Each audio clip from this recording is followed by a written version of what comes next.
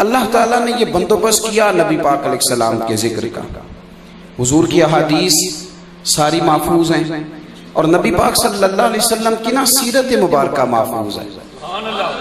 यानी आपको ऐसा नहीं है कि आप अब हमारा मसला ये है ना कि हमने कारोबार, हमने नमाज सीखी है हुजूर के दीन के नुमाइंदे से, अल्लामा साहब से, कारी साहब से, लेकिन तिजारत हमने सीख ली है किसी दुकानदार से। ये हमारी गलती है। हालांकि नबी पाक अलैहिस्सलाम की सारी सीरत महफूज है। अगर हुजूर हमें नमाज पढ़ने का तरीका बतलाते हैं तो दुकान चलाने का तरीका भी बताते हैं। लेकिन दुकान चलाने के लिए तो हमने किसी दुकानदार के पास 2 महीने लगा लिए, लेकिन अगर उसके जवाबत भी सीखते तो हुजूर की सारी सीरत और कमाल दर्जे महफूज है। और सीरत मुबारका के एक एक पहलू पर आपको दर्जनों मकालात मिलेंगे। पता नहीं मैं क्या कह रहा हूं, आप समझे मेरी बात। यानी एक पहलू पर एक चीज नहीं, आप एक जाविये से किसी चीज को पढ़ना चाहें तो वो भी मिलेगी, फिर एक और जाविये से उसी को पढ़ना चाहें तो वो भी मिलेगी, फिर उसी को एक तीसरे जाविये से देखना चाहें तो अल्लाह के फजल से वो भी मिलेगी। यानी महबूब की हर बात इतनी मजेदार है, यानी हर बात इतनी मजेदार है। यानी नबी पाक सल्लल्लाहु ताला अलैहि वसल्लम मुस्कुरा के देखें तो इसमें भी बड़ा ही कमाल है। और एक दिन एक सहाबी को डांट दिया था तो किसी ने कहा हुजूर आपने डांट दिया है, पर मैं जिसे डांट भी दूं ना उसे भी अल्लाह फर्ज नमाज जितना सवाब अता करता है। आप अंदाजा करेंगे कि जिस पहलू से भी, यानी जिस जाविये से भी आप सरकार की सीरत मुबारका को देखेंगे ना। अभी आप सुन रहे थे, सरवर कहूं कि मालिक मौला कहूं तुझे, बागे खलील का गुले जेबा कहूं तुझे। और फिर बरेली के इमाम फरमाने लगे, तेरे तो वस्फ ऐबे तनाही से हैं बरी। यानी वो सिर्फ जुमला नहीं कहते, वो जो उन पे बीत रही होती है वो कहते हैं। वो कहते हैं मैंने 1000 किताब लिखी है, अल्फाज के बामोदर से मैं आगाह हूँ, फिका मैं जानता हूँ, हदीस मैंने पढ़ी है, लेकिन जब आता हूँ ना हुजूर की शान बयान करने पे तो मेरे लिए मुश्किल हो जाती है। क्या होता है, इतना पढ़ा लिखा आदमी, अपने दौर का सबसे बड़ा आलिम और मुजद्दिद, फरमाते हैं यहाँ आता हूँ तो परेशान हो जाता हूँ और मुझे कहना पड़ता है कि हैरान हूँ मेरे शाह, मैं हैरान हूँ मेरे शाह के, मैं क्या क्या कहूँ तुझे, कहाँ से बात शुरू करूँ, कहाँ खत्म करूँ, कौन सा पहलू छेड़ूं और किस तरफ जाऊं और किस तरफ ना जाऊं। मेरे भाई हर बात मेरे महबूब की, अल्लाह ताला ने हुजूर के जिक्र के लिए ये बंदोबस्त फरमाया है, नबी पाक के तज़किरे के लिए ये बंदोबस्त किया है। सरवरे कायनात की हर बात, हुजूर का मुस्कुराना भी महफूज है और साहिबजादे के विसाल पर आंसू बहाना भी किताबों में मौजूद। नबी पाक सल्लल्लाहु ताला अलैहि वसल्लम का अता करना भी कुतुब हदीस में मौजूद है और जो लेने आया है उसकी इस्लाह करना भी मेरे महबूब की सीरत में मौजूद है। यानी हर चीज। और जिसको हुजूर ने फरमाया तू मांग ना, बल्कि तू इस तरह कर, जा कुल्हाड़ा लेके आ 2 दिनार का, वो बात भी किताबों में मौजूद है। यानी हर पहलू अल्लाह ताला ने अपने महबूब की सीरत का महफूज रखा। अब हमारे जिम्मे क्या लगाया गया? हमारे जिम्मे लगाया गया हुजूर का जिक्र करना। और किस तरह जिक्र करना कि फरमाया तुम एक बार दुरूद पढ़ोगे ना, एक बार, तो तुम्हारा रब 10 रहमतों का नुज़ूल कर देगा। अच्छा एक बात और अर्ज करूं यहाँ आपको, हमारे अब जो फजाइल की चीज़ें हैं वो वैसे ही लोग बयान नहीं करते और सुनी नहीं जाती, इसलिए कि बयान तो होगा नुक्ता, मैं नुक्ता देने लगा हूँ, बल्कि पूरा माहौल बनाते हैं। कहते हैं अब तो मेरा तो उस जमात से ताल्लुक़ है जिसका नकीब भी शहनशाह नकाबत होता है। तो यानी जब वो भी बादशाही होगा तो आप बात किससे कर सकेंगे? शहनशाह को तो हाथ लगाते बंदा डरता है ना, तो बात अब बाप मुलाजा करना पड़ता है शहनशाह को कहने के लिए कि मेहरबानी कर तू दे दे टाइम। अब तू चूंकि शहनशाह है तो चलो कोई फकीर भी आया बैठा है उसका भी तू ध्यान कर। तो मैं जो बात अर्ज करने लगूं उस पर आप गौर फरमाएंगे। जिक्र महबूब सल्लल्लाहु ताला अलैहि वसल्लम, हुजूर के जिक्र में जितनी चीजें हमारे यहाँ फजाइल की चीजें नहीं बयान होती। यानी अगर आपके मौलाना साहब जुमे वाले दिन ये बात बयान करें, मैं अपनी मस्जिद में जुमे वाले दिन बयान करूं कि एक बार दुरूद पढ़ा जाएगा तो इस पर 10 नेकियां मिलेंगी, तो अब ये तो लोग कहते हैं ये तो कोई नुक्ता नहीं बयान किया, इसका तो हम पहले भी पता था। आप मेरी बात को समझे, मैं क्या अर्ज करना चाहता हूं। उसका आप ये मौलाना साहब तो नकल कर रहे हैं, आप इसको समझे। ये मौलाना तो इसको सिर्फ नकल कर रहे हैं। ये आपने कैसे कह दिया कि मैंने पहले भी सुना हुआ है? ये मौलाना ने सिर्फ नकल किया है, ये बात मौलाना की नहीं, ये बात मदीने वाले रसूल की है। आपको इस जाविये से सुनना है, इस जाविये से सुनना है। उन्हीं की महफिल सवारता हूं, चराग मेरा है रात उनकी, और उन्हीं के मतलब के कह रहा हूं, जुबान मेरी है बात उनकी। आप हुजूर की हर बात को कबूल करेंगे, हर बात। हमारे यहाँ ये हुआ है कि कुछ इस तरह का माहौल इस्लाम के साथ बनाया गया, माज़अल्लाह, जिस तरह का यूरोप से लोग पढ़ के आए थे ना, कि पंडित का, जोगी का माज़अल्लाह कोई काम नहीं कि वो सियासत की बात करे, वो तिजारत की बात करे, उसको गार में बंद कर दो, कभी को दुआ शुआ करानी हुई तो उससे करा लेंगे, बाकी उसका ताल्लुक कोई नहीं। अब हमने क्या किया है? हमने ये किया है कि जिक्र मुस्तफ़ा सल्लल्लाहु ताला अलैहि वसल्लम को माज़अल्लाह पाबंद करना शुरू कर दिया मस्जिद के अंदर, मस्जिद में और महफिल मिलाद में और मखसूस लोगों में, यानी मखसूस लोगों में। और जिक्र करने वाले भी कई मेरी तरह कैसे हैं जो मखसूस लोगों में जिक्र करना पसंद करते हैं। यानी आप कह दें ना किसी जगह वलीमा हो रहा है तो किसी नात खां से कह दें, सबकी बात नहीं करता, इल्ला माशाअल्लाह। आप कहें जनाब नात पढ़ो तो कहता है यहाँ मौका नहीं, यानी ये मौका नहीं। तो मैं कहता हूँ जिक्र रसूल का भी मौका होता है। ये क्या बात हुई आपने? अल्लाह अल्लाह करने का भी मौका होता है। आमनुस्कुरुल्लाह जिक्रन कसीरा व सब्बिहूहु बुकरतम व असीला। ये तो तुमने हर वक्त करना है, सुबह शाम करना है। इसके लिए भी तुम्हें मौके की तलाश है। तो हम ये करते हैं कि हम उसको मस्जिद के साथ पाबंद करते हैं। ये तरीका हमारा दुरुस्त। यानी अगर कोई मौलाना साहब मिल जाए तो चलो जी को नात सुनाओ, ठीक हो गया।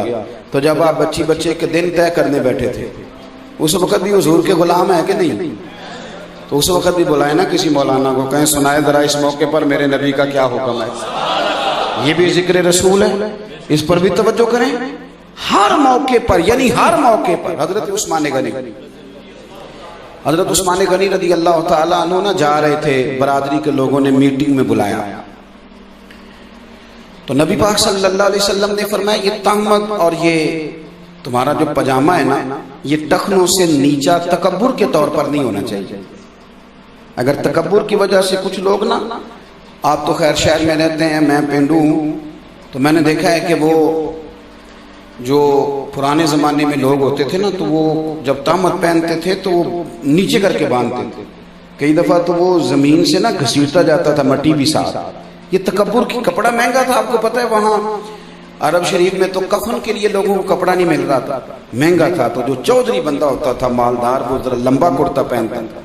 तो नबी पाक सल्लल्लाहु अलैहि वसल्लम ने मना फरमाया जिसने तकब्बुर के तौर पर ये काम किया, उसका उतना कपड़ा ये न समझे मेरे वजूद पे है, वो उतना कपड़ा जहन्नुम में है।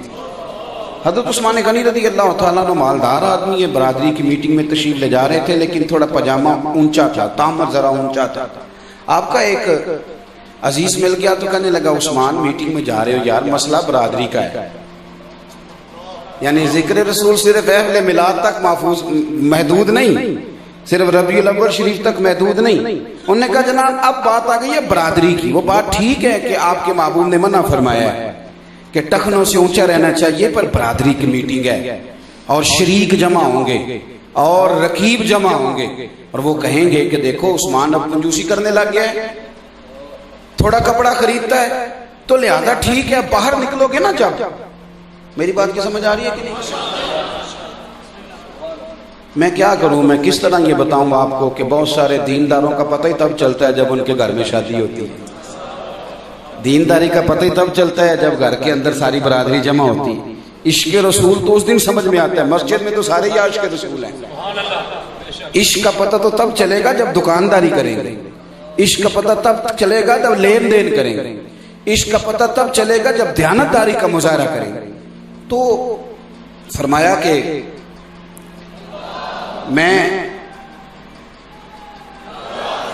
आप गौर करेंगे जी मेरी बात पर। हजरत उस्मान गनी रज़ी अल्लाह तआला अन्हु से कहने लगे कि फिलहाल आप कपड़ा नीचा कर लें, बरादरी की मीटिंग में जाएं, और वहां से जब लौट आए ना तो फिर आप बेशक जो मर्जी कीजिएगा, वरना वो लोग ताना देंगे। तो ये बात अब हमारे बच्चे भी हमें कह देते हैं कि जमाना बदल गया जी, थोड़ा सा कर लें, कोई निजी दुनियादारी भी रखनी पड़ती है। ये सारे मशवरे मिलते हैं। जब हजरत उस्मान गनी से कहा ना, तो हजरत उस्मान गनी रदी अल्लाह ताला जब इश्क सिखाता है आदाब खुद आगाही, फिर खुलते हैं गुलामों पर इसरार शहनशाही। हजरत सैयदना उस्मान गनी रदी अल्लाह ताला अन्हु फरमाने लगे, क्या कहा तुमने, बरादरी की मीटिंग है और बरादरी मुझे ताना देगी? आप फरमाने लगे, सुन, मुझे तुम्हारी बरादरी की जरूरत नहीं, मुझे मदीने वाले रसूल की जरूरत है, मुझे अपने नबी की हाजत है, तुम्हारी जरूरत नहीं। और फिर मान लगे, सुन, तुमने तो बुलाया तो मैं आ गया हूं, वरना अगर तुमने मेरी बरादरी देखनी है तो वो देख, काले रंग वाला हबशी गुलाम जा रहा है, वो मेरी बरादरी है, वो मेरा कबीला है, इसलिए कि मेरे नबी का कलमा पढ़ता है। तो हम लोगों ने क्या किया कि हमने ना, और आपने नाराज नहीं होना, अब तो जिक्र कर दे, अब तो इश्क भी लोगों का खुला डुला है, यानी इश्क भी मर्जी का है, इश्क पाबंदी नहीं। हालांकि जो आशिक होता है वो हमेशा अपने माशूक का पाबंद होता है। कोई नहीं समझ आई आपको मेरी बात? अगर वो उसका पाबंद नहीं होगा तो वो आशिक रहेगा ही नहीं। अगर उसे तंग करेगा तो वो आशिक रह सकता? आप मेरी बात को समझें, माशूक का आशिक हमेशा पाबंद होता है। आप पढ़ लें, आप देख लें, सारी दास्तान इश्क, दीनी दुनियावी हकीकी मजाजी सारी खोल लें। जो माशूक ने कहा आशिक ने वही किया, जो उसने कहा उसने किया। ये बड़े अजीब किस्म के आजकल आशिक पैदा हुए। ये एक तो अपनी मर्जी की लाइटिंग करते हैं, उलमा से नहीं पूछते, जिस चौक में दिल करता है मॉडल बना देते हैं, ये भी नहीं पूछते कि यहाँ बनाना था कि नहीं। और फिर इश्क करते हैं नबी पाक से, और हाल ये है कि रात को औरतों को लेके जाते हैं मॉडल दिखाने के। औरतों को वो मकाम, जो मकाम में खौफ है, जहाँ नबी पाक सल्लल्लाहु ताला अलैहि वसल्लम ने सख्त ताकीद कर दी कि ये काम करने की तुम्हें इजाजत, फरमाया ये जो तुम्हारा बुरी नजर से किसी को देखना, ये तो शैतान के तीरों में से एक तीर है, उसके वारों में से एक वार है। ये तूने किस किस्म का इश्क किया है कि तू माशूक की मर्जी के खिलाफ। दाता गानी बख्श अली अजमेरी, दाता साहब ने लिखा है, फरमाते कि ये जो होता है ना महबूब, इस पर गुस्सा नहीं आता बंदे को। यानी बंदा ये नहीं कहता कि जो मेरा महबूब है इसने काम सही नहीं किया। महबूब होता है, उस पर गुस्सा, वो सख्त बात भी कर दे तो महबूब पर गुस्सा नहीं आता। और आपने बतौर दलील के हजरत अब्दुल्ला इब्ने मुबारक की बात लिखी है। वो कहते हैं कि मैं एक औरत पर आशिक हो गया था, तो मैं उसके मोहल्ले में जाके शाह की नमाज पढ़ता था, तो अगर कारी साहब नमाज लंबी कर देते तो मुझे नाराजगी होती दिल में। नौजवान था, अभी चीज़ों का पता नहीं था। कहते मैं रात को जाता और सारी रात घूमता, तो वो चंद लम्हों के लिए छत पे आती, वापस लौट आता। एक रात में गया, कारी साहब ने नमाज लंबी कर दी, मुझे थोड़ी दुश्वारी हुई, उसके घर गया। ये थोड़ा सा इसको समझिएगा चीज को। कहते हैं सारी रात में उसके घर के चक्कर लगाता रहा। ठंड की रात थी और सारी बीत गई, वक्त का भी पता ना चला। वो शहरी के वक्त छत पे आई और आके कहने लगी घर में कुछ मेहमान है, कोई मजबूरी है, आज कोई बात नहीं हो सकती। कहते हैं कि वो उसने जब कहा ना, तो मुझे दुनिया में सबसे ज्यादा मजबूर वो बीबी लगी। यानी मैंने ये नहीं कहा कि बहाना कर रही है, मैंने ये नहीं कहा कि झूठ बोल रही है, चूंकि प्यार था ना, मैंने ये कहा ही नहीं। मुझे प्यार था, मैंने कहा कि बेचारी मजबूर है, देखो फिर भी 1-2 मिनट के लिए सही आई तो है ना। फरमाते हैं जब मैं वहां से लौट रहा था तो इमाम मुअज्जिन फजर की अजान दे रहा था, तो मेरे अंदर से आवाज आई, अब्दुल्ला अगर बीबी के लिए सारी रात खड़ा रह सकता है तो तू रब रसूल के लिए भी खड़ा रह सकता है, अल्लाह रसूल के लिए भी तो खड़ा रह सकता है। फिर तुझे कोई सख्त हुक्म दिया जाएगा दीन का, तो तुझे कोई गुस्सा, लेकिन तू प्यार करता है। प्यार करने वाले गुस्सा करते, उन्हें कोई नाराजगी होती तो फरमाने लगे कि फिर मैंने तौबा कर ली और मैंने कहा कि यहाँ इन रस्तों में और इस राह में जो अपना अब जाया करना है तो वहां ना जाया करूं, जहां एक लम्हा भी दिया जाए तो अल्लाह ताला मेरा जितनी इज्जत अता फरमा देता है। तो मेरे भाई आपने गौर करना है, हमें मिलाद हो, कोई महफिल हो, कोई शादी हो, कोई निकाह हो, हम और फिर जो माशूक होते हैं वो इस तरह के नहीं होते कि सवेरे इश्क करें और शाम को भूल जाए, शाम इश्क करें और सवेरे। एक किस किस्म का आशिक है, इसने तो दावा ही सही नहीं किया। हमने क्या करना है, हमने जिक्र मुस्तफ़ा हर मौके पर करना है और हर जगह पे करना है। और कोई जिक्र में कोई बात मुश्किल आ जाए, कोई अहकाम अल्लाह रसूल की बज़ाहिर मुश्किल भी नजर आए, तो हमने इसलिए ये कबूल करना है कि जो माशूक होता है उसकी हर बात मानी जाती है, उसकी हर बात को कबूल, और फिर बहस भी नहीं करनी। मुझे आजकल परेशानी बड़ी है, मैं छोटा आदमी हूं, मैं तो किसी आलिम को, किसी वाइस को, किसी को कुछ कह भी नहीं सकता, लेकिन मुझे बड़ी परेशानी है। जिस तरह कभी गुमसान का रन पड़ता था ना जंगों में, गुमसान का रन ये होता था कि पता ही नहीं चल रहा कौन कहाँ है, कहाँ लड़ाई, पता ही कोई नहीं, क्या हाल। अब हमारे ना मीडिया पे पता ही कोई नहीं कोई क्या कर रहा है, कौन सही है कौन गलत है, कौन किसको कुछ कह रहा है, अल्लाह ही बेहतर जानता है।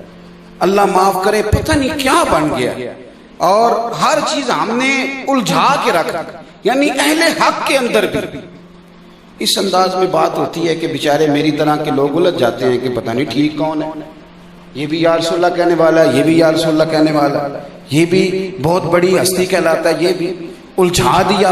और जिम्मेदार लोगों से मैं अपील करता हूं कि बहस के दरवाजे कम से कम खोलें, मेहरबानी फरमाएं, जहां तक हो सकता है कम उसका महले खैर तो नेकी करें, यहां तो कोई इज्तिमाइयत का है। और आप हजरात से भी मेरी गुजारिश है, बहस ना करें, गुलाम बहस नहीं करते, जो गुलाम होते हैं वो बहस है, गुलामों का काम बहस करना नहीं, गुलामी करना है। ये मिलाद आ गया है ना जी, जिसकी सारी नस्लें पीछे से मिलाद मनाती आ रही है ना, वो भी किसी मौलवी की तकरीर सुन के आ जाएगा सवेरे, जी फलाना कह रहा था जायज नहीं, तो मैं कहता हूँ कितने साल हो गए मनाते हुए, उलमा को दलीलें देते हुए, किताबें लिखते हुए, आप अभी तक। और ये नहीं मसला कि बंदा मुतमईन नहीं, ये वैसे हमारा मिजाज है बहस का, पता भी है, दलील जिक्र कर दी गई, जुमे वाले दिन जिक्र कर दी गई, महफिल में दलील हम तक पहुंच गई। हमारा मिजाज है थोड़ा सा ना, थोड़ा बहस में जाने का, इस मिजाज को बदलें। अब मैं तो नहीं बताता, मुझसे बहुत सारे लोग अपने आके जब पूछते हैं ना कि मिलाद जायज है कि नहीं, तो मैं कहता हूँ सालों बीत गए तुम्हें बताते हुए, अब ये ना पूछा करो जायज है कि नहीं, अब ये पूछा करो कि मिलाद की झंडियां वुजू करके लगानी चाहिए कि बगैर वुजू के भी लग जाए। अब हद हो गई, सारी जिंदगी यही पूछना है तुमने, अब तो मसले तय हो गए, अब तो जमाना बीत गया, यही सवाल करोगे अब सारी जिंदगी। अब थोड़ा आगे बढ़ो, अब थोड़ा ज़ौक़ बनाओ, अब तुम्हारी कैफियत बदलनी चाहिए।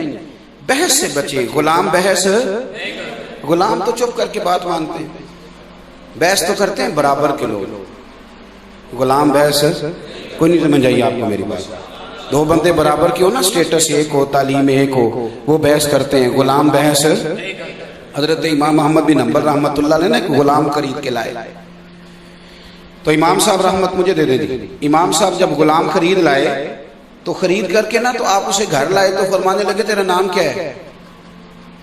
वो कहने लगे हुजूर गुलामों का नाम नहीं होता, आप किसी और को भी आवाज देंगे तो मैं समझूंगा मुझे ही बुला रहा है। तो आप फरमाने लगे अच्छा। फरमाते हैं उसकी पहली बात नहीं ना मेरी तबीयत में एक अजीब सा ठहराव पैदा कर दिया।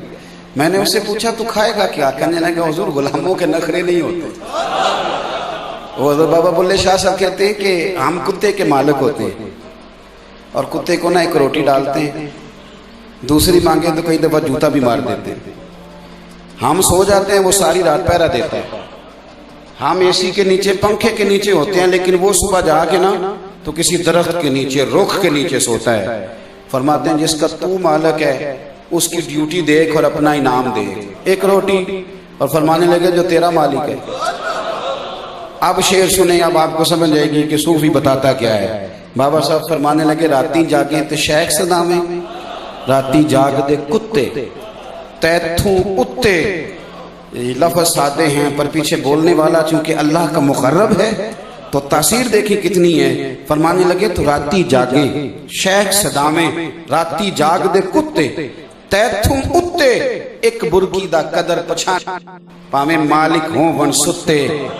तैथू उत्ते ओए रुखा सुखा खा दिने जा रुखा विच सुत्ते। तैथू उत्ते उठ बुलिया चल यार मना ले नहीं ते बाजी लै गए नहीं कुत्ते। उठ बुलिया चल यार मना ले नहीं ते फिर बाजी लै गए। तू देखना कि वो अल्लाह तेरे ऊपर कितनी नेमतें करता है और तू कहता है मेरी फजर में आंख नहीं खुलती। तो मैं दोस्तों से कहता हूँ नमाज कुर्बानी वाली तो है ही फजर। तो अगर तेरी वहां नहीं खुलती तो फिर तू कुर्बानी क्या देता है नमाज के लिए? बाकी तो नमाजें वैसे चलते फिरती आ जाती हैं दिन में। जो उठ के बिस्तर छोड़ के नींद छोड़ के पढ़नी वो है ही फजर। तो अगर वही नहीं तुझसे पढ़ी गई तो फिर तूने कमाल क्या किया है? और मैं आपको अर्ज करूं, ये भी बहुत बड़ा बहाना है कि मेरी आंख नहीं खुलती। मेरा एक संगी सऊदी अरब में रहता है, तो मैं जब भी उससे मिलता मैं उससे यही पूछता फजर पढ़ते हो? कहता है हजरत जी दुआ करें। अब ये भी बड़ा मसला है, तनख्वाह लेने जाना हो तो लोग दुआ नहीं कराते, फटाफट बैंक पहुंच जाते हैं, लेकिन नमाज के लिए दुआ कराते हैं। वहां कोई तवीज याद नहीं आता, कोई नहीं कहता मेरा तनख्वाह लेने जाने को दिल नहीं करता। कभी कहा किसी ने एक को तवीज दे दें, फटाफट चले जाएंगे। नमाज के लिए तवीज लेते हैं, दुआ करेंगे। तो जिस दिन उसकी वापसी थी वो मुझे मिलने आया, कहने लगा सवेरे फ्लाइट है तो मैं रात को मिल लूं। मैंने कहा कितने बजे? मैंने कहा 4 बजे की। तो मैंने कहा तेरी तो रह जाएगी, तेरी तो आंख ही नहीं खुलती। चुप करके कहने लगा जी नहीं, वो 50-55 हज़ार रुपया भरा हुआ है, आज तो लगनी नहीं सारी रात। ये हंसाने के लिए नहीं, ये समझाने के लिए। मैंने उसे कहा यार अजीब बात है ना, 50,000 के लिए तू रात बेदार रह लेता है, तो अपने रब के लिए क्यों नहीं बेदार रहता? बात को समझे। मेरे रब ने शिकवा किया, फरमाया लोगों ने अल्लाह की कदर नहीं की जिस तरह करनी चाहिए। कदर नहीं की, तू समझा ही नहीं यार, तू ख्याल ही नहीं आया। ये मैंने इस जुमे दोस्तों से कहा है। मैंने कहा तुम कहते हो कि जिक्र के लिए टाइम नहीं मिला, और जिसे सिगरेट की आदत हो ना, वो महफिल छोड़ के कहता है 5 मिनट आया, मुसीबत बनी होती है उसकी जान को, ढूंढता फिरता है अच्छी महफिल में बैठा हो। सिगरेट वाला जाके किसी कोने में अपने मन की प्यास बुझाता है, तू तो दुरूदो सलाम वाला है, और तुझे प्यास ही नहीं लगी दुरूद शरीफ की, ये तड़प ही नहीं हुई अल्लाह के जिक्र की, तूने मिजाज ही नहीं बनाया। बस चूंकि बात खत्म करनी है, हजरत इमाम अहमद बिन हंबल कहते हैं, मैंने उससे पूछा तेरा नाम? मैंने लगा हुजूर गुलामों का नाम नहीं होता, आप किसी और को भी आवाज देंगे तो मैं समझूंगा मुझे ही बुला रहा।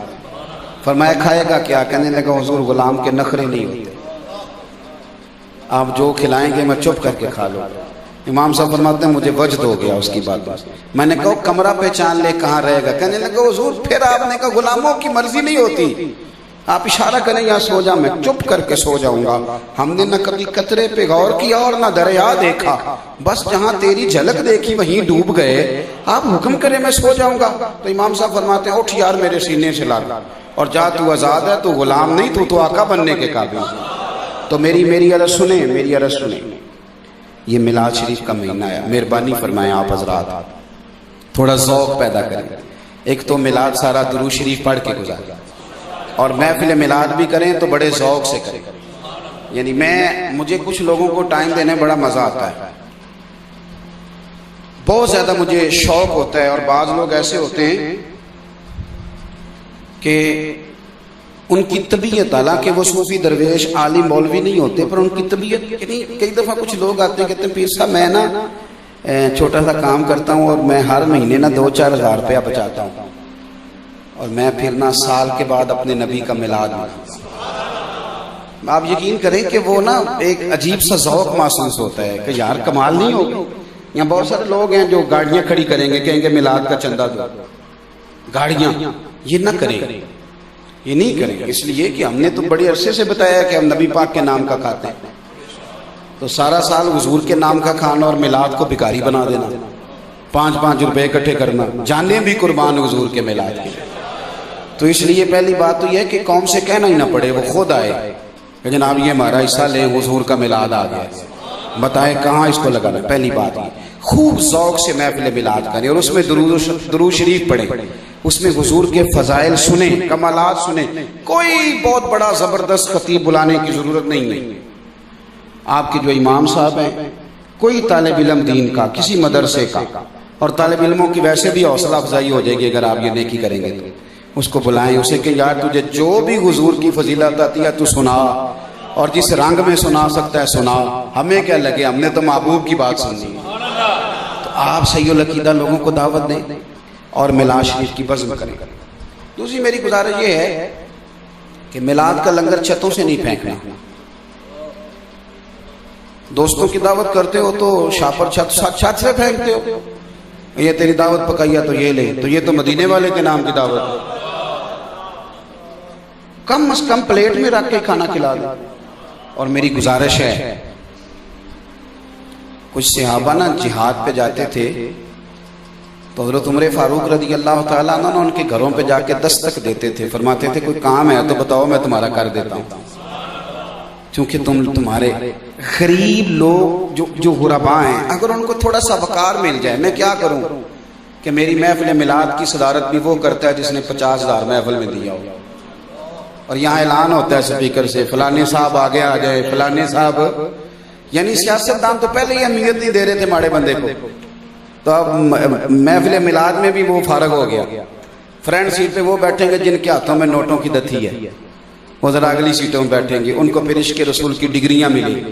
तो मेरी गुजारिश है कम अज कम जो आदमी आपने देखा है कि 30 साल हो गए मस्जिद खोलता है, सफाई करता है, और बेचारे की फोटो भी कभी नहीं आई, और मस्जिद में ड्यूटी करता है, तो मेहरबानी करें उसको भी कभी फ्रंट सीट पे बिठाएं, महफिल मिलाद में गुरबा को जरा आगे बिठा के खाना खिलाएं, उनके साथ जरा प्यार करें, उन्हें जरा तवज्जो दें। वो पूछें क्या हुआ है तो उन्हें कहें कि हुजूर का मिलाद आया है। और महफिल मिलाद का को मकसूद ही गरीब की बात करना। ये बहुत सारे लोग हैं जो कहते हैं कि मिलाद शरीफ ना करो, गरीबों को दे दो, तो मैं उनसे भी अक्सर कहा करता हूँ कि यार आप गलत फहमी का शिकार हैं। देखो यही तो वो महफिल है जहाँ बात ही गरीबों की होती है।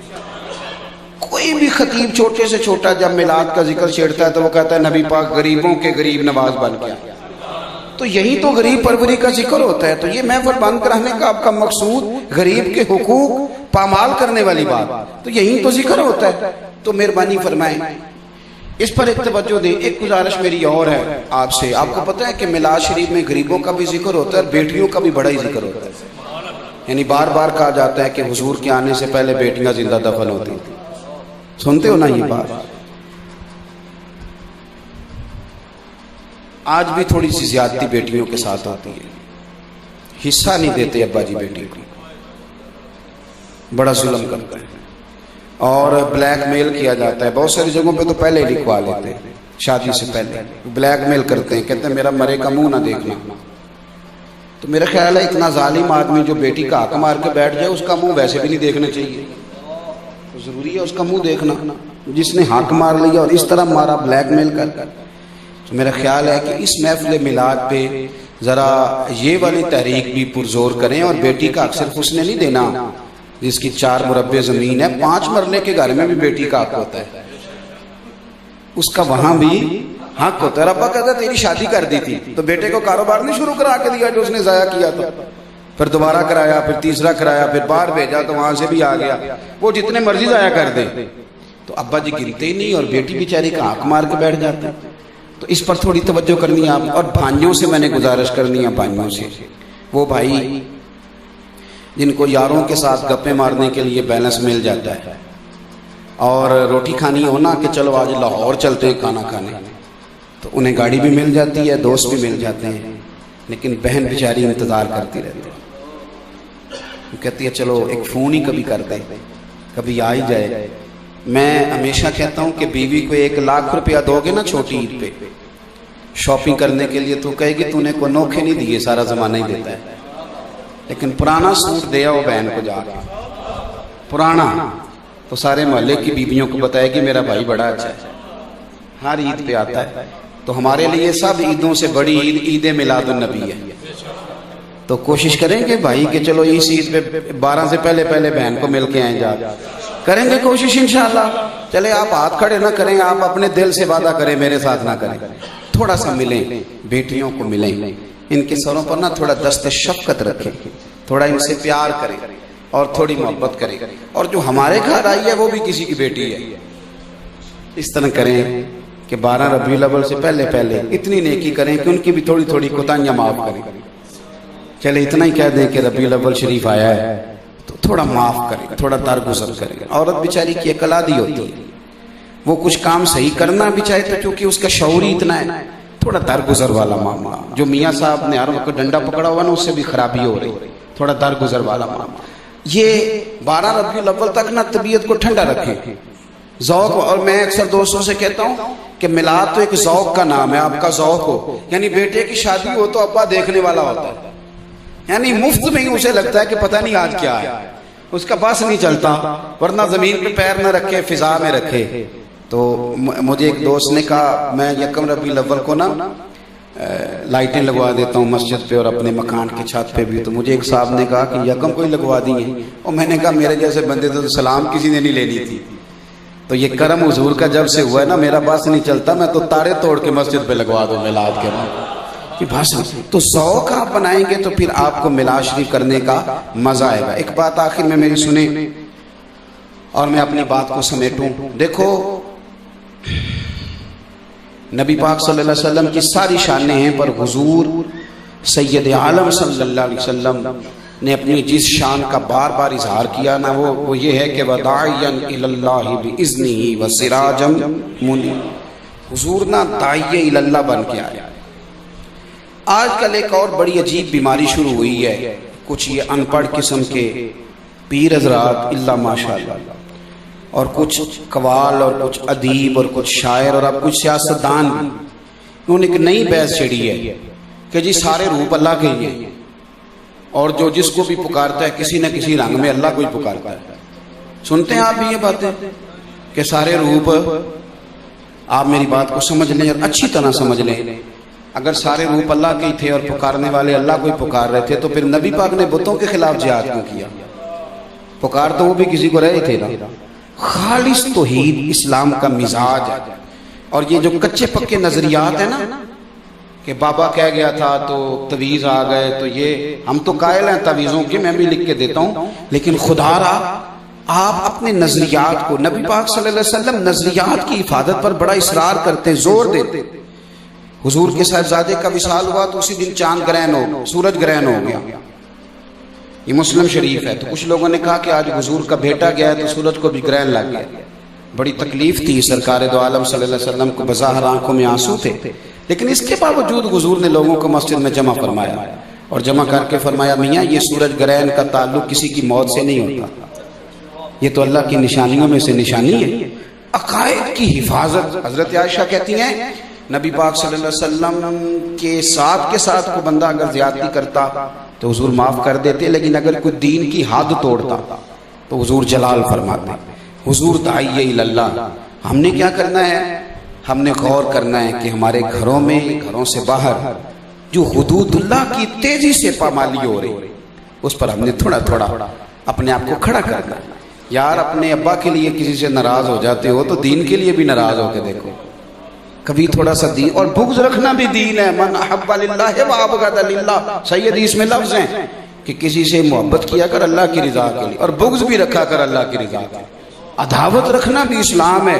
पूरा बाब है बुखारी में, अहब्बु लिल्लाह व अबग़दा लिल्लाह, पूरा बाब है, एक दो हदीस नहीं। तो मेरे भाई, थोड़ा थोड़ा हमने, मेरा बात करने का मकसद ये है कि कम से कम आज सवेरे ही जाके कह दें, आज ही घर जाके कह दें कि भाई बगैर पर्दे के अब घर से नहीं निकलना, इसलिए कि ये हुदूद हैं जो मेरे नबी ने बयान फरमाई।